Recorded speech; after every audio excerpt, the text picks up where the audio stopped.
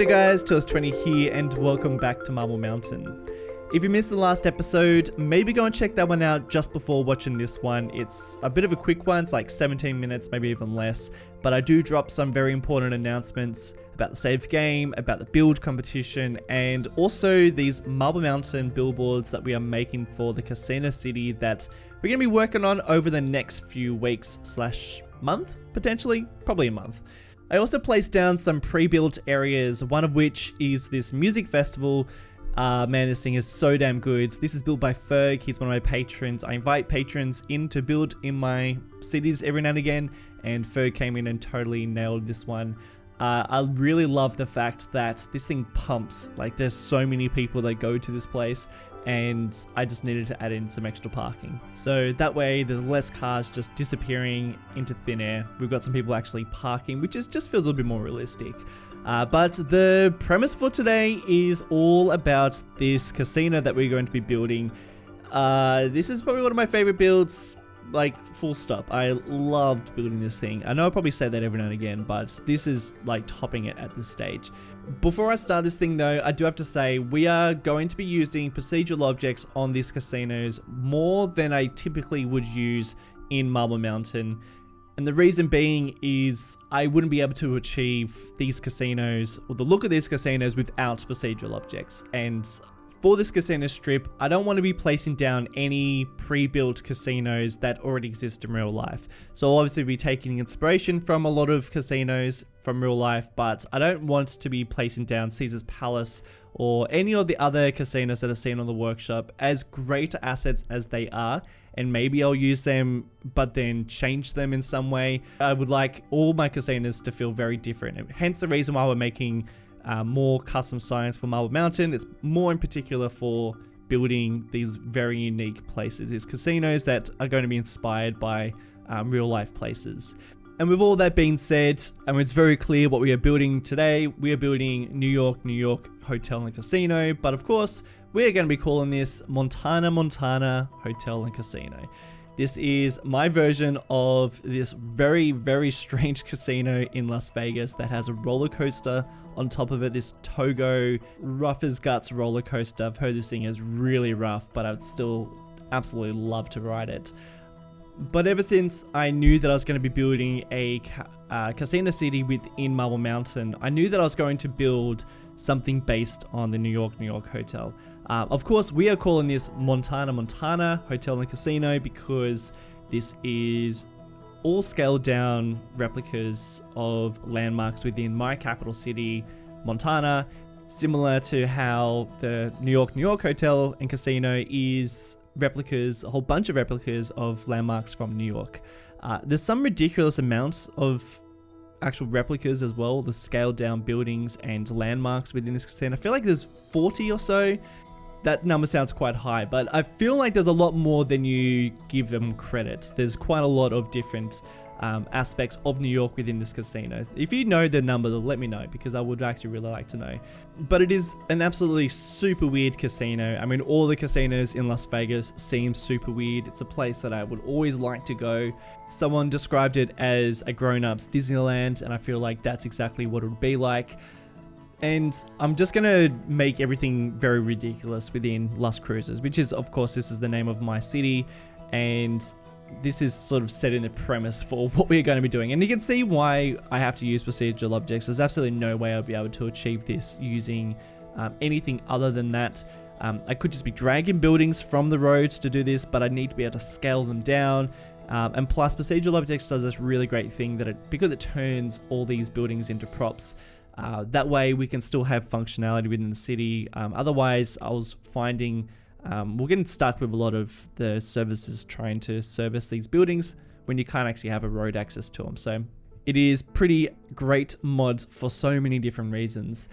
So what we've been up to so far is we've done the Skyline. The Skyline, I've tried to find the most unique and like typical buildings you'd find in Montana. Like if you were to look at these buildings, you go, oh, that's from this city. Of course, they're from real life cities, but whatever, we're not thinking about that. The real life city, damn it, is Montana. in Marble Mountain, and that's final. But we're trying to find as many of those sort of buildings within the city. As you can see, I'm sort of like scrolling around thinking, all right, what can I use that's iconic to this place, and place them down almost similar to how they are positioned within the Skyline too. So you can see we've got the tallest building there. We've even got the clock tower, and I've also placed down the entrance or the main admin building for Montana University, because I sort of figured that's quite a grand older style building. And that was another thing that I wanted to grab, is try and get the essence of Montana and put it into this place, because of course when you look at the New York Hotel and Casino, you can actually see a lot of Art Deco style buildings. The skyline is very classic New York skyline.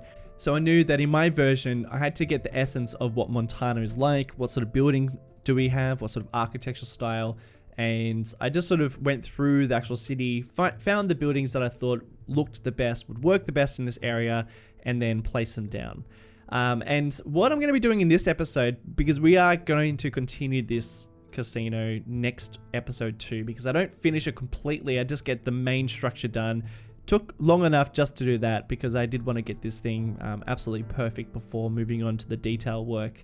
But what I was trying to do for this is, the buildings are a facade, so it's actually not the buildings placed in. At the moment, you can see the buildings, they're full solid buildings, but I will be scaling them down and moving some of the vertices so that they are a bit closer, so it looks more like a facade rather than a building that's just randomly placed there, so that when people are walking past this place, like, oh wow, that's that building from Montana. But then for us who can see from bird's eye view, we can see that no, these buildings are in fact just the front of them. And I've always loved that about theme parks for some reason. That's like the last thing you should love about a theme park. Actually, I take that back. It's like the thing that I hate about some theme parks is you can, like, some cheaper, dodgier parks, you can sort of see behind the backstage and it always takes you out of that immersion.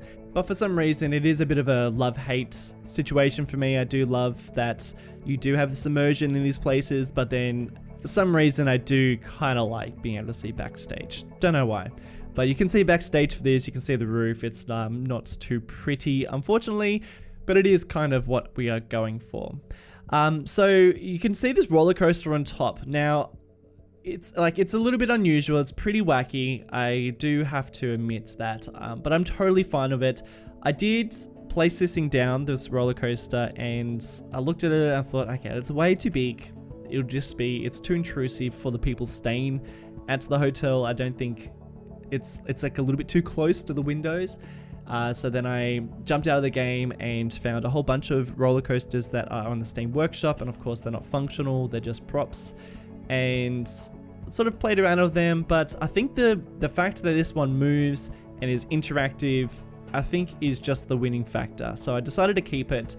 One tricky part about this though was the main drop for this roller coaster is quite large, although it is not really that large in comparison to other buildings, but because we have scaled down all these tall skyscrapers from Montana, it looked really strange next to these buildings. So the perspective was way off and it just didn't seem right. So what I ended up doing was I ended up placing it within this other building from Montana, and I sort of combined it within the lift hill, and for some reason that seemed to change perspective a little bit and made it so that it wasn't like dwarfing the rest of the other buildings around here, and I was quite happy with how that looks. And for some reason it just fits in really nicely.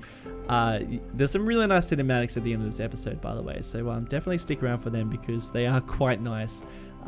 Although I do have to admit, the animation for this roller coaster going around the track is a little off. It's not Planet Coaster or Park Deck standards, but look, we'll let it slide in a city building game. But what I've been up to so far, we've figured out what the main buildings are going to look like around here.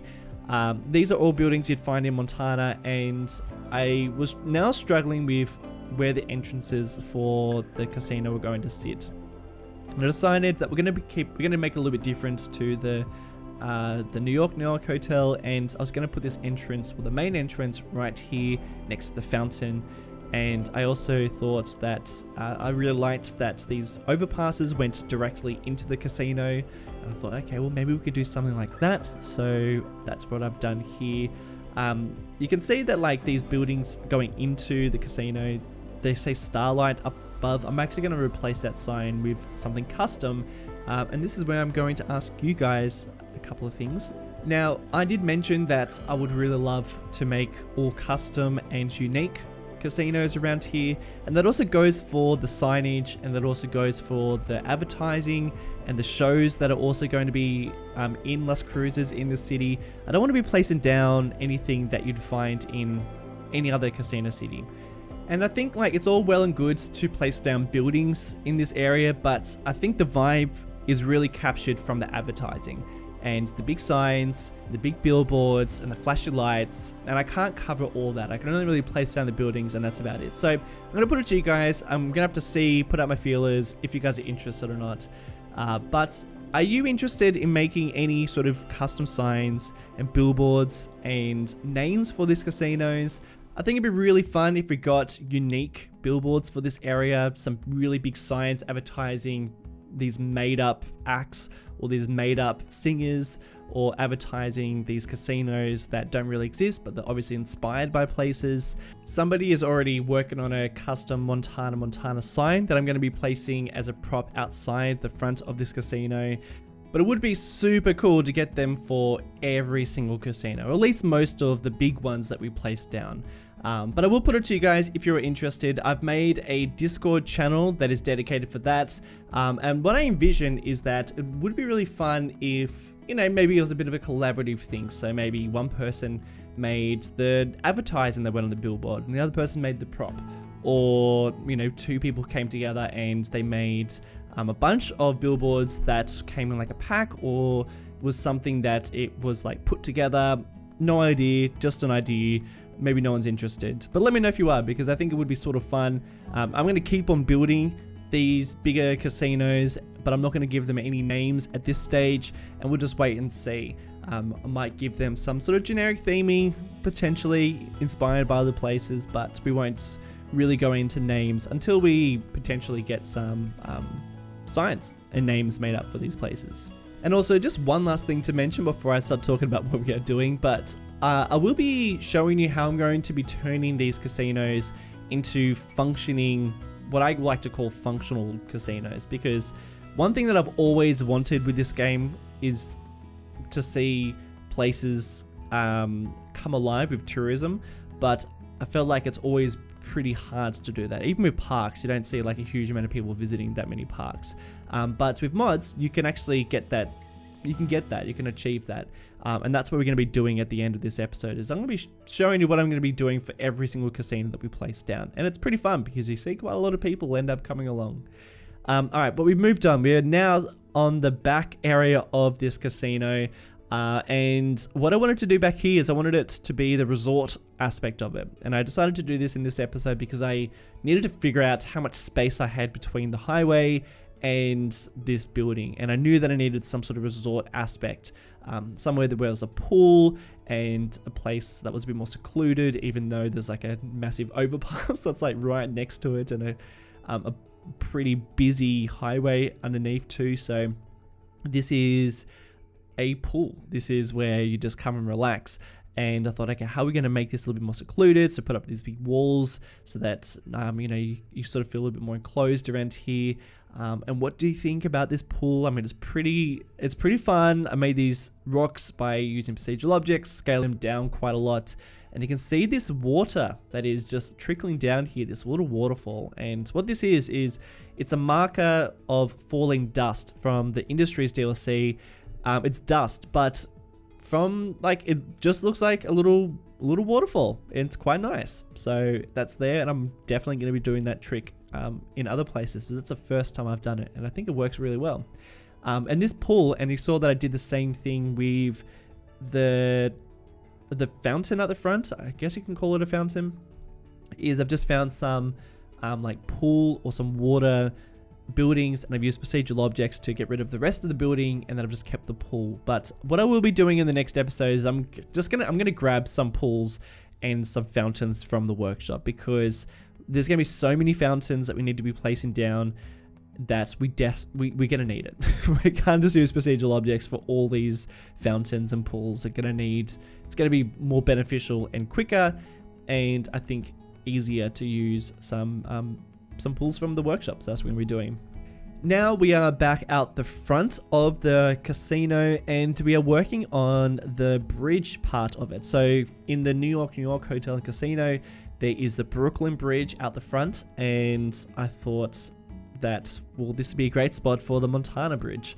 So we are doing this one. It's of course the Bay Bridge from San Francisco, but we are calling the Montana.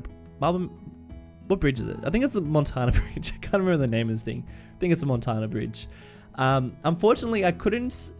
You can't scale down, you can't use procedural objects on a network, which is what the bridge is. But luckily, you can use procedural objects on the pillars. So what I've done is I've scaled down one of the Bay Bridge pillars, and I have used some fencing network that I'm able to raise up to then use that as the suspension part. But it's a little bit different, but I think it's fine. I think it's going to work just nicely. But that is pretty much all that we're going to do at the front here, because next episode we're going to be spending it doing the detail work around here, putting in some trees and some shops that are going to sit underneath these buildings that we've been placing down, and also the back area of the casino too, because I wanted there to be a bit of a back area where all the cargo's coming in and the maintenance and all the backstage stuff that you don't usually see otherwise.